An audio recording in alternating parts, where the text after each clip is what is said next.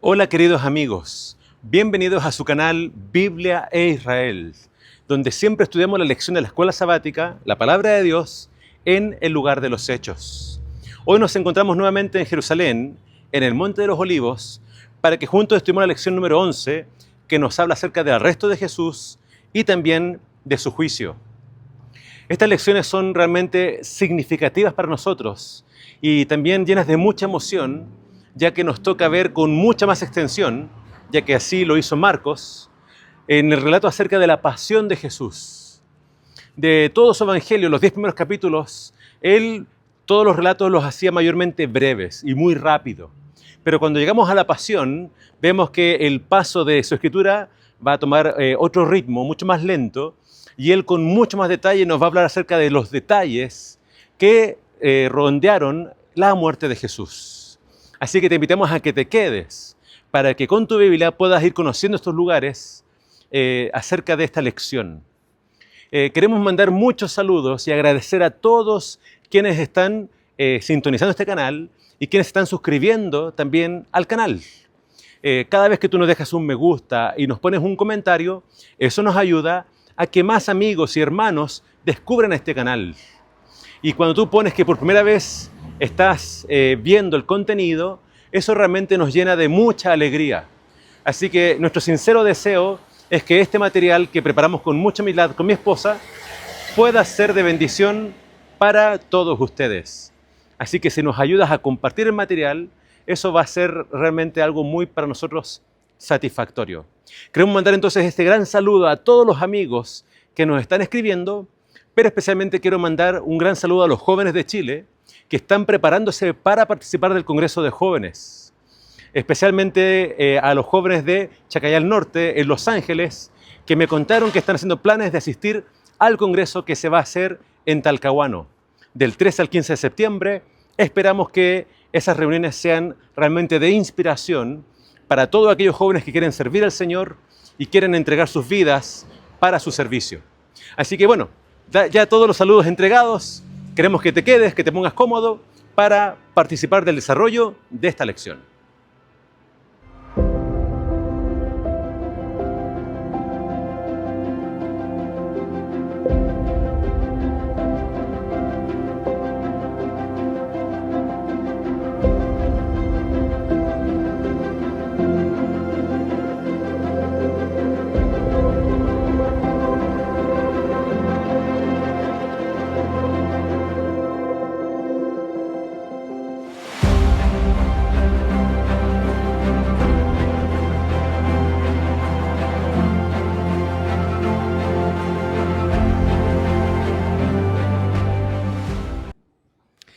La lección de esta semana comienza con un incidente en Betania.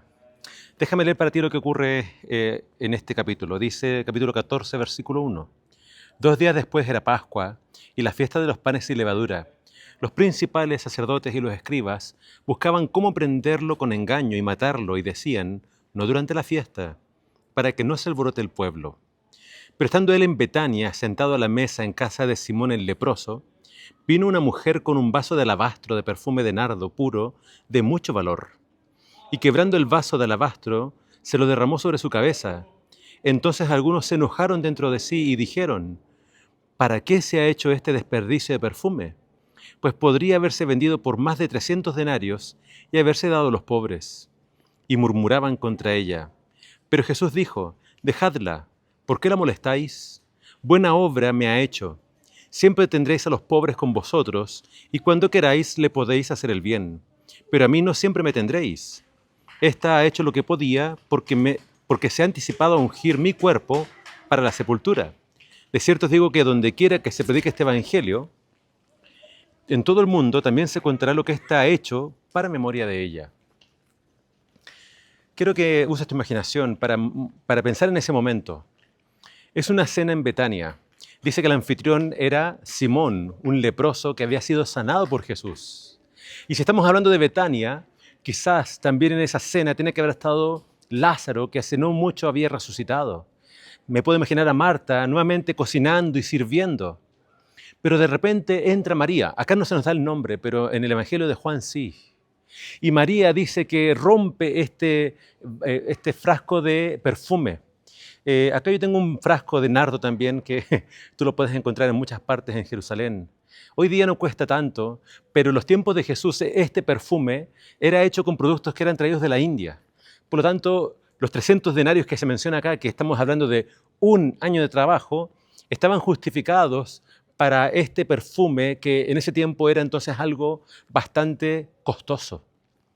María entonces rompe el perfume y unge a Jesús y empieza a llorar y empieza a secar los pies de Jesús con sus lágrimas. Al parecer ella quería hacer esto en secreto, pero obviamente ese perfume llenó la habitación donde ellos estaban reunidos. Y entonces empieza el murmullo. Y acá no lo dice, pero en los otros evangelios vamos a ver que el murmullo comienza con Judas.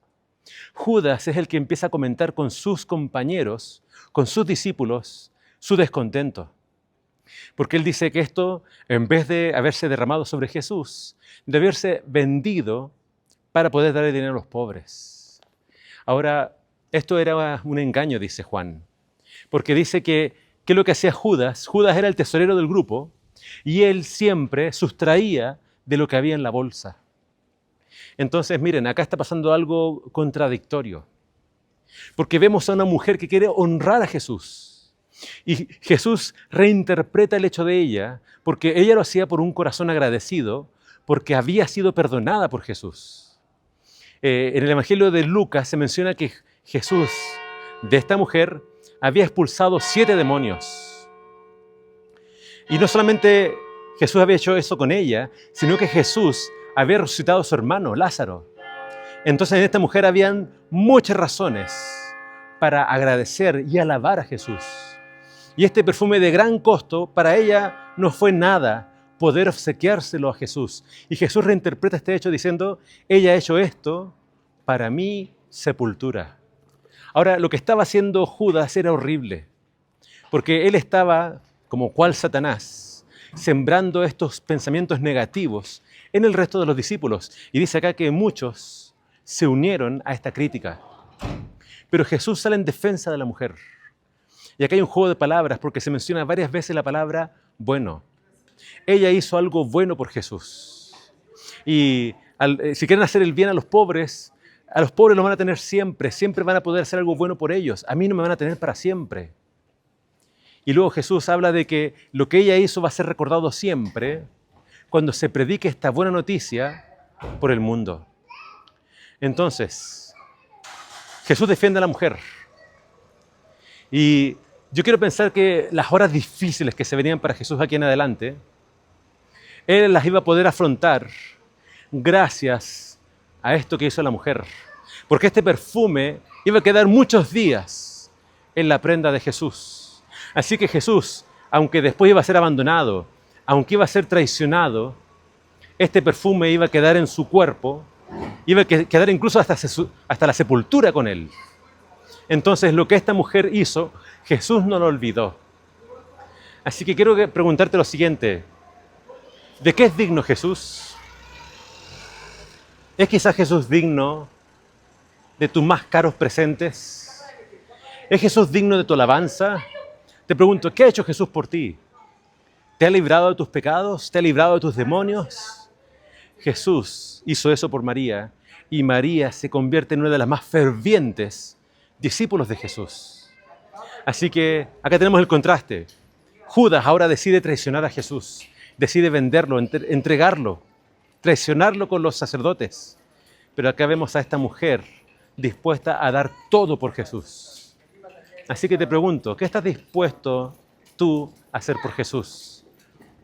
Es triste que Judas y los demás discípulos no querían reconocer a Jesús. No quisieron darle un regalo digno de su estatura porque Él es rey. Pero esta mujer lo hizo. Dio lo mejor que tenía de sí para el Señor. ¿Qué estás dispuesto tú a entregarle a Jesús? ¿De qué es digno Jesús? Yo creo que Él es digno de nuestra vida y de que tú y yo le demos todo. Así que como Jesús notó estas 2 monedas que había dado la viuda en el templo, para Jesús esta ofrenda no pasó desapercibida y Él la recibió. Para muchos escandalosos, porque en otro de los evangelios dice que Simón Simón se indignó y dijo, si este fuera profeta, sabría qué clase de mujer es esta, pecadora. Y los fariseos siempre queriendo alejarse de los pecadores. Pero Jesús vino a buscarnos, a nosotros los pecadores. Y Él viene a levantarnos. Y Él puede ver quizás, sí, nuestros errores, pero Él también puede ver lo que tú y yo podemos llegar a hacer en sus manos. Así que Jesús defiende a la mujer y dice que lo que ella hizo no se va a olvidar. Y de hecho la historia de ella está en los 4 evangelios. Y la historia de ella queda registrada para siempre, para que todos sepan lo que ella hizo, que para Jesús no pasó desapercibido. Es más, le dio la fuerza a Jesús para llegar hasta el final, porque Él sabía que sí, muchos le iban a dar la espalda, muchos quizás lo iban a dejar de seguir, pero había mujeres como María que lo iban a seguir hasta el final.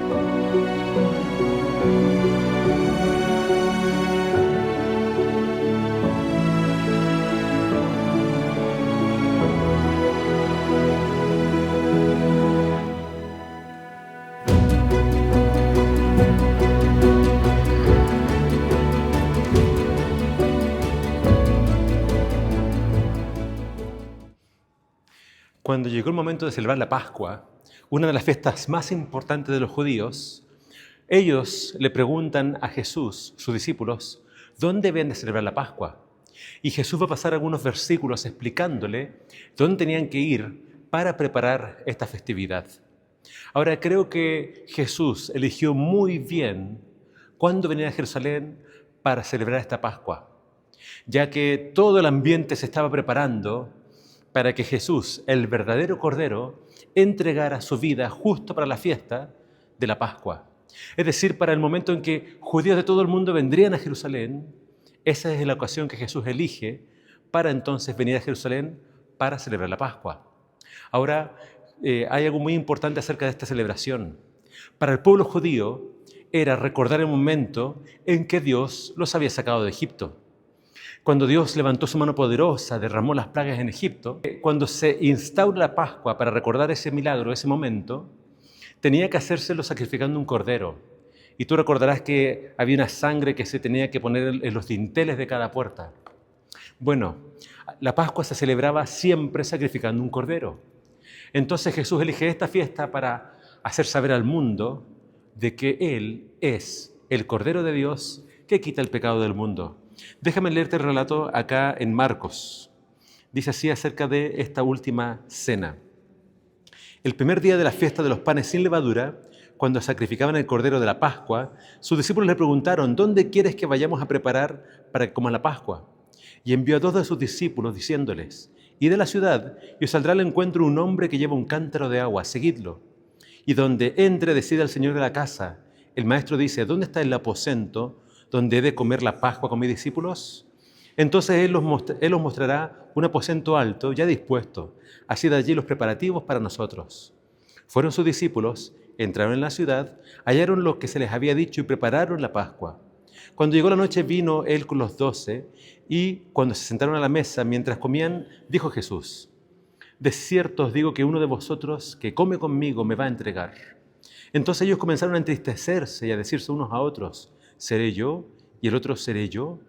Él respondiendo les dijo, es uno de los 12, el que moja conmigo en el plato. A la verdad el Hijo del Hombre va, tal como está escrito de él, pero ay de aquel hombre, porque el Hijo del Hombre es entregado. Bueno le fuera a ese hombre no haber nacido. Mientras comían, Jesús tomó pan, lo bendijo, lo partió y les dio, diciendo, tomad, esto es mi cuerpo. Después tomó la copa y habiendo dado gracias, le dio y bebieron todos de ella. Y les dijo, esto es mi sangre del nuevo pacto, que por muchos es derramada. De cierto os digo que no beberé más del fruto de la vid hasta que el día en que lo beba nuevo en el reino de Dios. Jesús toma el pan, que tiene que haber sido pan sin levadura. Entonces, los judíos saben muy bien lo que es un Seder Pesaj, la cena de Pesaj. Saben que se come con pan sin levadura. Y acá están todos esos elementos de una Pascua judía. Pero Jesús acá está haciendo una transición entre lo que había sido todo durante muchos siglos, pero ahora, en el nacimiento de la iglesia, es la última cena, lo que viene a ser el rito que le va a recordar a la iglesia, a los creyentes, cómo Dios nos ha libertado del pecado. Así que hay una conexión muy íntima entre la Pascua judía y la última cena. Pero para los judíos, lo que significaba salir de Egipto, ahora para los creyentes cristianos, se va a recordar la muerte de Jesús a través del pan y a través de este jugo de la vid. Jesús entonces en este lugar, que solamente un comentario acerca del lugar. Tienes que recordar que Jerusalén fue destruida muchas veces. Estamos en un lugar que está a las afueras de la puerta de Sión. Y algunos se preguntan, ¿cómo puede estar el aposento alto fuera de la ciudad? Pero si la ciudad fue destruida, algunos creen que los muros también cambiaron de lugar. Y este lugar se encuentra también muy cerca de otro que marca la tumba del rey David. Este lugar ahora que tú ves tiene mucha decoración de los tiempos de los árabes. Así que es interesante que los árabes hayan rehusado este lugar, que en primera instancia hubiera usado Jesús con sus discípulos. Es en este aposento alto entonces donde Jesús celebra esa última cena y donde después la iglesia se va a comenzar a reunir. También es en este lugar de los discípulos, tiempo después reciben el Espíritu Santo en forma de estas lenguas de fuego que provienen del cielo. Acá Jesús entonces hace con los discípulos un nuevo pacto. Esta es la nueva alianza, el nuevo pacto. El antiguo pacto lo conocemos bien, pero acá Jesús entonces les dice que con su sangre, con su muerte, Él comienza un nuevo pacto con los que crean en Él como el Señor, como el Mesías. Así que es interesante. Quiero que imagines por unos momentos lo que ocurre en esa última cena. Están todos sentados. Otro de los evangelios dice que Juan está sentado más cerca de Jesús y Jesús les revela, uno de ustedes me va a entregar. Claramente Judas sabía que era él, porque ya lo había conversado con los líderes religiosos. Pero entonces Jesús le está haciendo ahora un llamado a Judas, para que, quién sabe, quizás se arrepienta de lo que va a hacer, que es terrible. Pero vemos que todos ellos se entristecen por lo que va a acontecer. Pero Jesús les hace la promesa, esta es la última vez que yo voy a comer esto, y la siguiente vez que lo haga lo haremos juntos en el reino de Dios. Te pregunto, ¿tú ya has participado del rito de la última cena? ¿Has participado de estos emblemas del pan y el vino que representan el cuerpo de Jesús y la sangre de Jesús? Y te pregunto, ¿estás haciendo planes y te estás preparando para un día comer de estos elementos junto a Jesús en el reino de los cielos? ¿Te gustaría estar ahí? Espero ver eso en los comentarios.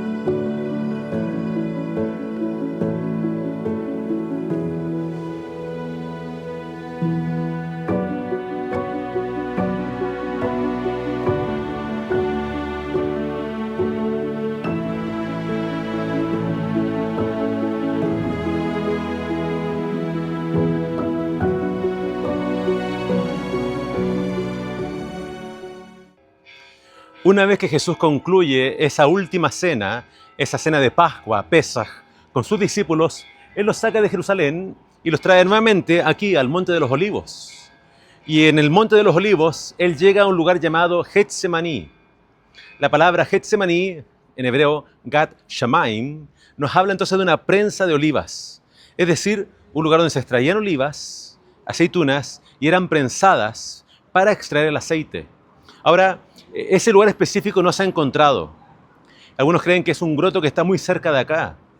Ahora, entendamos que Todos estos árboles que habían en el Monte de los Olivos, todos estos olivos, fueron talados cuando los romanos vinieron a conquistar Jerusalén. Todos los árboles fueron usados para construir estas rampas de asedio a Jerusalén.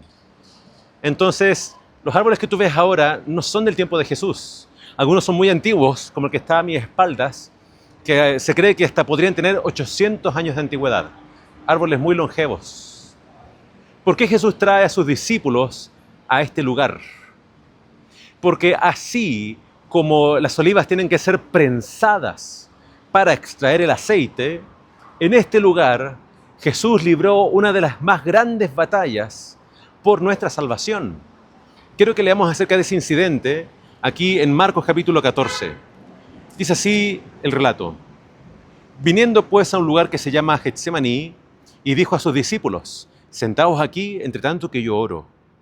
Se llevó consigo a Pedro, a Jacobo y a Juan, y comenzó a entristecerse y a angustiarse. Y les dijo, mi alma está muy triste hasta la muerte. Quedaos aquí y velad. Yéndose un poco adelante se postró en tierra y oró que, si fuera posible, pasara de él aquella hora. Y decía, Abba, Padre, todas las cosas son posibles para ti. Aparta de mí esta copa, pero no se haga lo que yo quiero, sino lo que quieres tú. Vino luego y los halló durmiendo y dijo a Pedro, Simón, ¿duermes? ¿No has podido velar una hora? Velad y orad para que no entréis en tentación. El espíritu a la verdad está dispuesto, pero la carne es débil. Otra vez fue y oró, diciendo las mismas palabras. Al volver otra vez los halló durmiendo, porque los ojos de ellos estaban cargados de sueño, y no sabían qué responderle. Vino la tercera vez y les dijo, dormid ya y descansad. Basta, la hora ha llegado. He aquí el Hijo del Hombre es entregado en manos de los pecadores.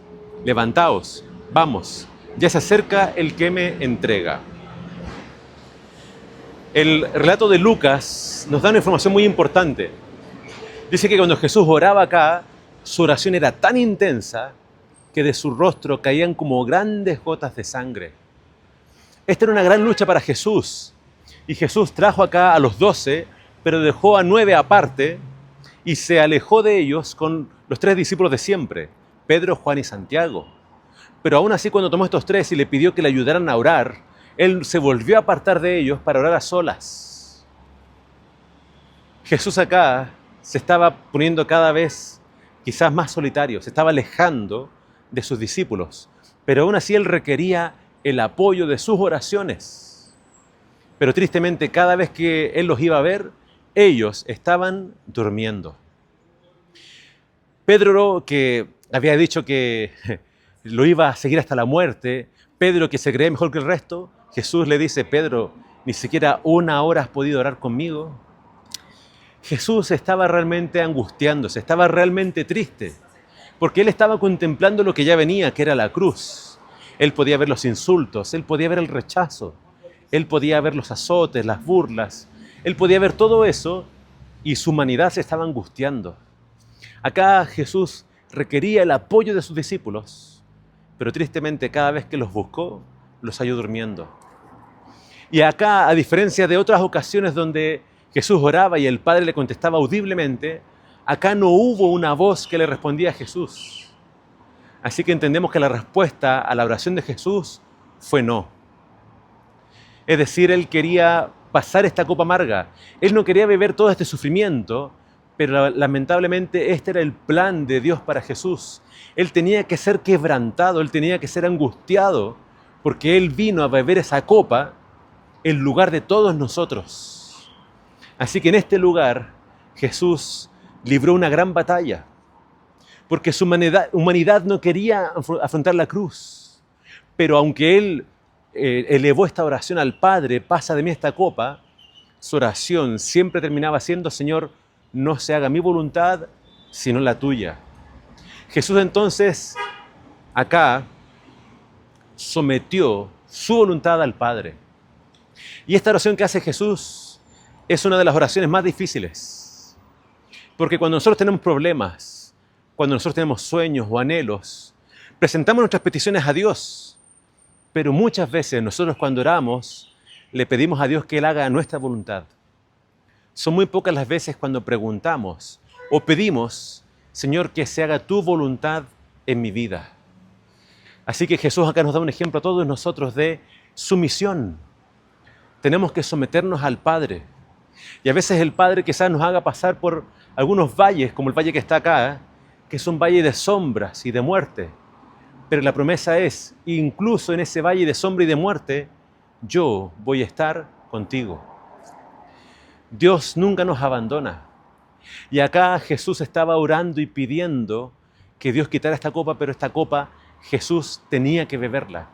Porque esa copa finalmente es la copa que a nosotros nos va a significar salvación. Acá está la copa que hace un tiempo atrás Jesús le había dicho a Santiago y a Juan, ¿pueden ustedes beber de mi copa? Ellos dijeron, sí podemos, aunque no sabían lo que decían. Esta copa realmente era muy amarga porque Jesús estaba por cargar con los pecados de toda la humanidad. Así que desde este lugar aprendemos la importancia de la oración, la importancia de velar en oración. Jesús nos recuerda, la carne es débil, aunque el espíritu esté dispuesto. Así que ustedes, le decía a los discípulos, y nosotros más que nunca, tenemos que velar en oración. Jesús le dijo a Pedro, ¿acaso ni siquiera una hora has podido velar conmigo? Y te pregunto, ¿cuánto tiempo pasas en oración? ¿Cuántos duran tus oraciones? Acá, aunque las palabras de Jesús son registradas de forma, podríamos decir, muy breves, acá Jesús libró una gran lucha en oración.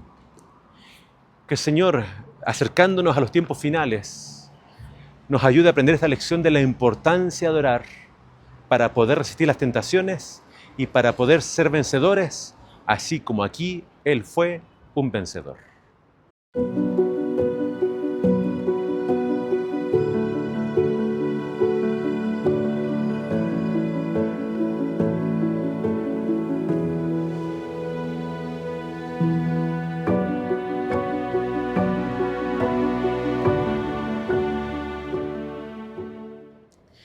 Estamos en el lugar que señala el lugar donde Jesús fue arrestado. Recién leímos que Jesús salió de Getsemaní con sus discípulos y al parecer estamos al lado de Getsemaní. Este pudo haber marcado el lugar donde este encuentro tuvo lugar. Salía Jesús con sus discípulos y de Jerusalén venía Judas con aquellos soldados del templo. Este relato nos habla entonces de la traición de Jesús. Jesús fue traicionado por Judas, que lo había vendido por 30 monedas de plata. Ahora, es interesante que, según el relato, vemos que Judas entrega a Jesús con un beso, quizás para, de alguna forma, engañar a sus discípulos, de que él venía como amigo, cuando ciertamente él era quien lo traicionaba. Aquí Judas, entonces, llega al cúlmine de su traición. Todos esos sentimientos que albergaba contra Jesús por su reprensión, aquí entonces encuentran su cumplimiento. Judas entrega a Jesús con un beso y Jesús, viendo obviamente la hipocresía, reprende a Judas. Ahora, ¿qué es lo que ocurre acá? Jesús es arrestado y se cumple la Escritura porque todos lo abandonan. Es singular el hecho de que se menciona que uno de los discípulos saca una espada y corta la oreja de uno de los criados del sumo sacerdote. Aunque Marcos no nos da el nombre, en el Evangelio de Juan entendemos que quien hizo eso fue Pedro. Pero Jesús reprende a Pedro porque esta revolución o esto que estaba pasando no tenía que ser confrontado con espadas. Jesús le pide que guarde la espada y en ese momento los discípulos entonces huyen. Quizás ellos pensaron en presentar alguna oposición o defensa para Jesús, pero cuando ven que Jesús no quiere eso, todos ellos huyen. También hay mención para un joven que dice que lo arrestan y dejó su sábana y huyó desnudo. Algunos han creído que ese era Marcos, pero lo cierto es que no encontramos suficiente evidencia para que eso sea cierto. Algunos quieren creer que él se escribió en el libro, dejando entonces ese testimonio de que él era un joven en ese momento y por temor, al igual que los demás, huyó. Lo cierto es que vemos que todos abandonan a Jesús y con tal de salvar su vida son capaces de dejarlo todo. En cambio Jesús vino a entregarse.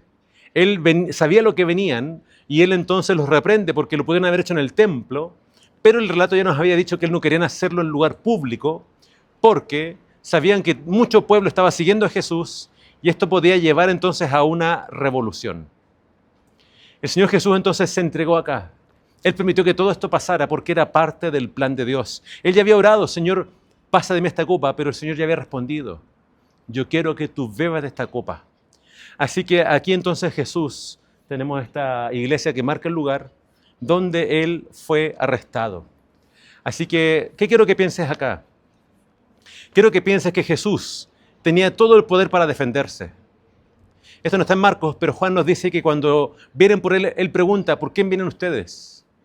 Ellos dicen, venimos por Jesús. Y Él dijo, yo soy. Y cuando Jesús responde, yo soy, todos caen al suelo. Es decir, Jesús tenía poder para defenderse. Él podía llamar a una legión de ángeles y podían venir a defenderlo. Pero Él vino a entregarse. Él dijo, yo pongo mi vida para volverla a tomar. Así que vemos a Jesús completamente consciente de lo que está pasando, pero Él no se interpone porque es parte del plan de salvación.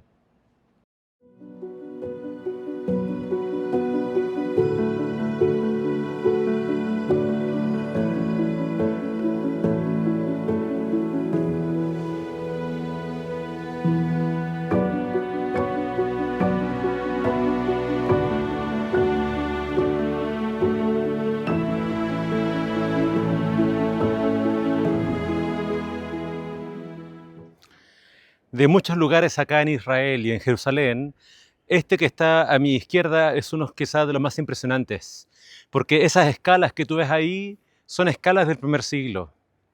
Es decir, fue construido por los romanos.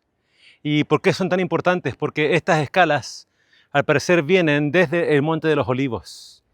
Es uno de los tantos caminos romanos que, digamos, conectaban diferentes lugares dentro de Jerusalén.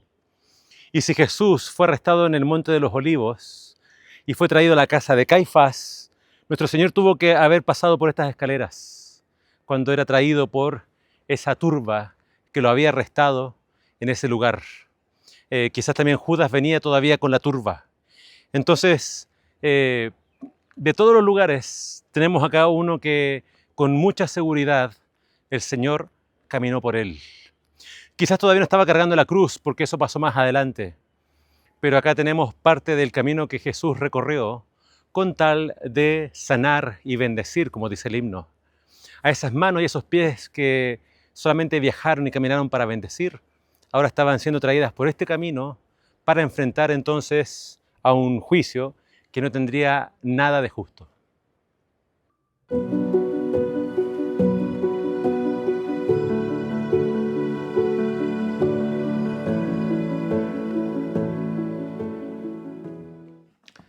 Se cree que en este lugar estaba la casa de Caifás, el sumo sacerdote.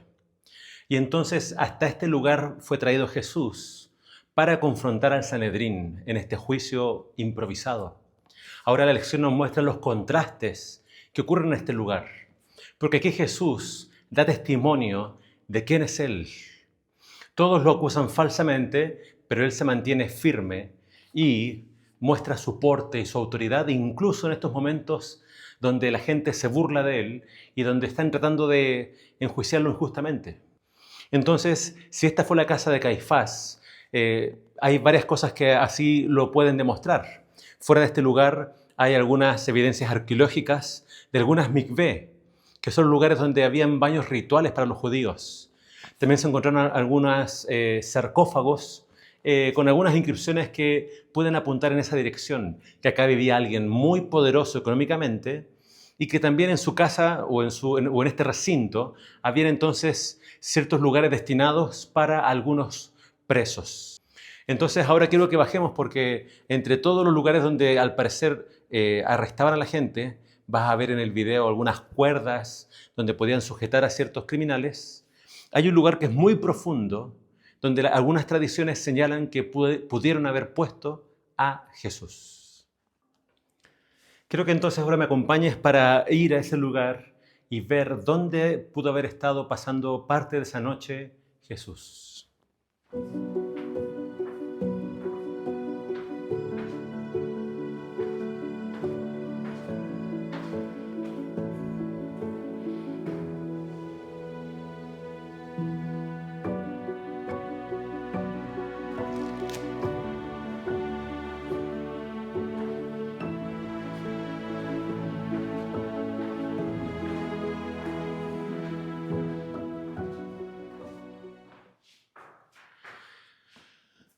Tiene todo el aspecto de una cisterna, pero en realidad la arqueología descubrió en el sector aledaño una cisterna.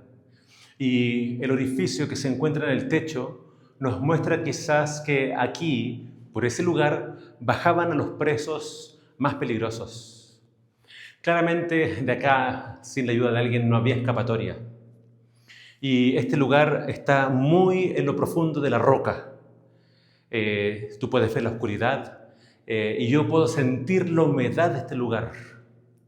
Si Jesús pasó parte de esa noche aquí, créeme que lo hizo en la más absoluta soledad. Así que quiero que pienses en esto. Esta es parte de esa copa amarga que Jesús tenía que beber por nosotros. Y Él conoce perfectamente lo que es la traición y lo que es la soledad, las burlas y la crítica. Jesús había venido a salvarlos también a ellos, pero hasta este momento ellos estaban cegados y completamente endurecidos contra Jesús. Así que si el Señor estuvo en este lugar, créeme que Él pasó por todo con tal de salvarnos.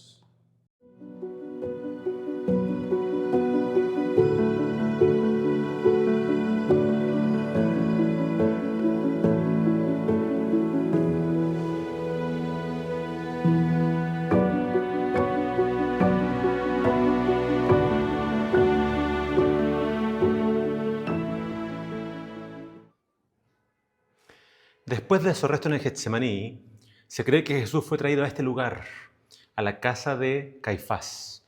Y déjame leer lo que dice para ti Marcos capítulo 14, con respecto a este evento. Dice que trajeron pues a Jesús ante el sumo sacerdote y se reunieron todos los principales sacerdotes, los ancianos y los escribas. Pedro lo siguió de lejos hasta dentro del patio del sumo sacerdote y estaba sentado con los guardias calentándose al fuego. Los principales sacerdotes y todo el concilio buscaban testimonio contra Jesús para entregarlo a la muerte, pero no lo hallaban, porque muchos daban falso testimonio contra él, pero sus testimonios no concordaban. Entonces, levantándose unos, dieron falso testimonio contra él diciendo: nosotros lo hemos oído decir, yo derribaré este templo hecho a mano, y en 3 días edificaré otro hecho a mano. Pero ni aun así concordaban en el testimonio. Entonces el sumo sacerdote, levantándose en medio, preguntó a Jesús diciendo: ¿no respondes nada? ¿Qué testifican estos contra ti? Pero él callaba y nada respondía. El sumo sacerdote le volvió a preguntar: ¿eres tú el Cristo, el Hijo del bendito? Y Jesús le dijo: yo soy. Y veréis al Hijo del hombre sentado a la diestra del poder de Dios y viniendo en las nubes del cielo. Entonces el sumo sacerdote, rasgando su vestidura, dijo: ¿qué más necesidad tenemos de testigos? Habéis oído la blasfemia. ¿Qué os parece? Y todos ellos lo condenaron declarándolo digno de muerte. Entonces algunos comenzaron a escupirlo, a cubrirle el rostro, a darle puñetazos y a decirle: profetiza. También los guardias le daban bofetadas. En este lugar entonces Jesús pasó una de sus más grandes humillaciones. Pero me gusta porque acá Marcos nos destaca que Jesús, mientras era acusado falsamente, guardaba silencio. Acá vemos a Jesús claramente como ese cordero que fue llevado al matadero, pero dice que él enmudeció, no abrió su boca. Solamente Jesús habla cuando es conjurado por el sumo sacerdote acerca de su identidad. Y entonces él declara que sí, él es el Hijo de Dios, el Mesías, y cita Daniel capítulo 7, donde se nos habla de este Hijo de Hombre que está sentado a la diestra del anciano de días, del Padre. ¿Qué es lo interesante de todo este relato? Bueno, acá vemos algunas de las prisiones que se cree que estaban en la casa de Caifás, del sumo sacerdote. Cualquier persona entonces digna de quizás alguna culpa, como blasfemia u otras cosas contra el templo, podía ser traída acá para ser azotada y para ser castigada. Entonces se cree que también por acá pudo haber pasado Pedro y Juan cuando fueron encarcelados en el libro de Hechos. Pero en este lugar hay un lugar especial, que ya vamos a ver, donde pudo haber estado Jesús en lo profundo de la tierra. La ironía y los contrastes acá son los siguientes. Jesús en este lugar declara que Él es el enviado de Dios, el Hijo de Dios, y con valor confronta a esta turba de sacerdotes, ancianos y escribas que solamente quieren condenarlo. En cambio, afuera de este lugar y de lejos se quedó Pedro. Pedro seguía a Jesús de lejos. Y vamos a ver que mientras Jesús estaba acá siendo enjuiciado, Pedro afuera se le preguntó si era un discípulo de Jesús y él lo negó. Entonces Jesús, abandonado por sus discípulos, traicionado por Judas y aquí también de cierta forma traicionado por Pedro, acá estaba completamente solo enfrentando a estos líderes religiosos cuyo único objetivo era matarlo. Claramente su objetivo o su método falló porque ellos tenían testigos falsos que entre ellos se contradecían. Si no fuera porque el sumo sacerdote conjuró a Jesús, no hubiera obtenido la respuesta que ellos esperaban. Van en contra del designio de Dios. Sacerdotes, líderes que tenían que conocer las Escrituras, que tenían que conocer Isaías 53, que claramente describe al siervo sufriente, ellos se transforman en sus jueces y en sus verdugos. Vamos a ver más adelante que ellos no podían dar muerte a un prisionero, por eso lo entregan a Roma, a los gentiles, y Jesús en todo momento habló de esto a sus discípulos. Acá lo golpean y le dice, bueno, profetiza quién te golpeó. Y lo cierto es que Jesús había profetizado lo que iba a pasar con Pedro, había profetizado lo que iba a pasar con él. Él realmente conoce el futuro y aún así lo enfrentó. Y lo enfrentó por amor a ti y por amor a mí.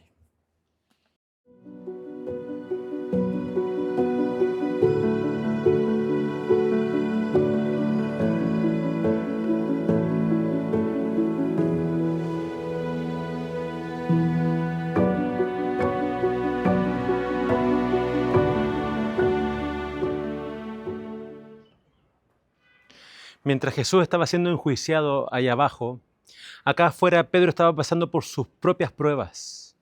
Y las pruebas de Pedro, que le habían sido anunciadas por Jesús que esto iba a ocurrir, están directamente conectadas con el orgullo de Pedro.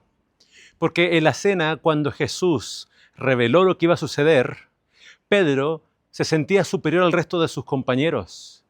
Y él dijo que todos se podían escandalizar, menos él. Pedro estaba muy seguro de su fuerza. Pedro estaba confiando plenamente en su capacidad. Y vemos que parte de esa capacidad la usó en el Getsemaní cuando sacó la espada. Estaba dispuesto a luchar por Jesús. Tenía un gran amor por el Maestro. Pero ese problema que lo quejaba, Jesús lo pudo ver.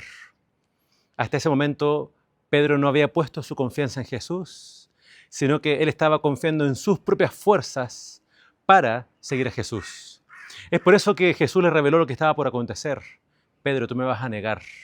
Y acá tenemos a mis espaldas una estatua que puede recordar ese evento. Permíteme leer acerca de lo que ocurre en este lugar en el Evangelio de Marcos. Dice en el versículo 66, estando Pedro abajo en el patio, vino una de las criadas del sumo sacerdote. Y cuando vio a Pedro que se calentaba, mirándolo le dijo, tú también estabas con Jesús, el Nazareno. Pero él negó diciendo, no lo conozco, ni sé lo que dices. Y salió a la entrada y el gallo cantó. La criada viéndole otra vez comenzó a decir a los que estaban allí, este es uno de ellos. Pero él volvió a negarlo. Poco después los que estaban allí dijeron otra vez a Pedro, verdaderamente tú eres de ellos, porque eres Galileo y tu manera de hablar es semejante a la de ellos. Entonces él comenzó a maldecir y a jurar, no conozco a este hombre de quien habláis. Y el gallo cantó la segunda vez. Entonces Pedro se acordó de las palabras de Jesús, que le había dicho, antes que el gallo cante 2 veces me negarás 3 veces, y pensando en esto, lloraba. El apóstol Pedro negó a Jesús 3 veces. Y acá entonces él tuvo que ser quebrantado. Ahora, quiero que hagas también ese contraste entre Judas y Pedro. Ambos traicionaron a Jesús, pero uno fue y se ahorcó, y el otro dice que salió y lloró amargamente. Quizás uno, entristecido por las consecuencias de su pecado y por el remordimiento, fue y se quitó la vida. El otro también por el dolor por su pecado, pero también porque él pensaba que amaba a Jesús y se dio cuenta de que no era tal, salió a llorar amargamente. Uno se arrepiente para vida, el otro se quita la vida para perdición. Acá en realidad lo que estamos viendo es que Jesús nos muestra el futuro.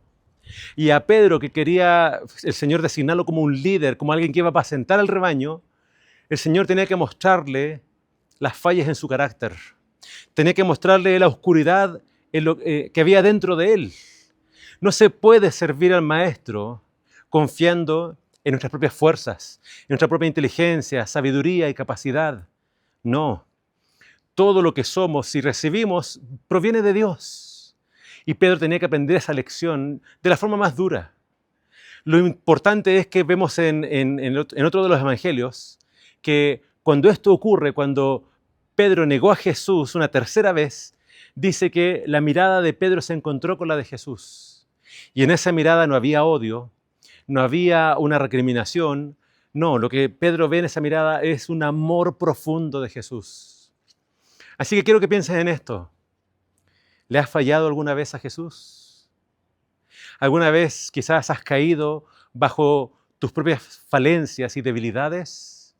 ¿Qué nos enseña este evento acerca de la mirada de Jesús y cuántas veces Él va a estar ahí para levantarnos y darnos una segunda, tercera y cuarta oportunidad?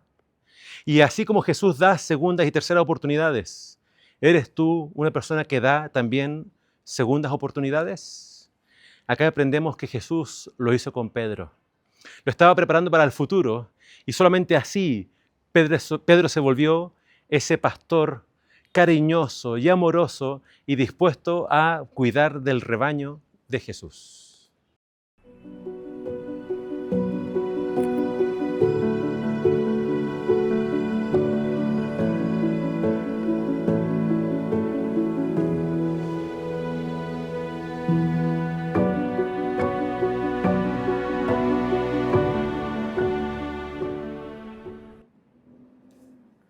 Al recorrer todos estos lugares en Jerusalén, creo que podemos ver lugares importantes para nuestra fe.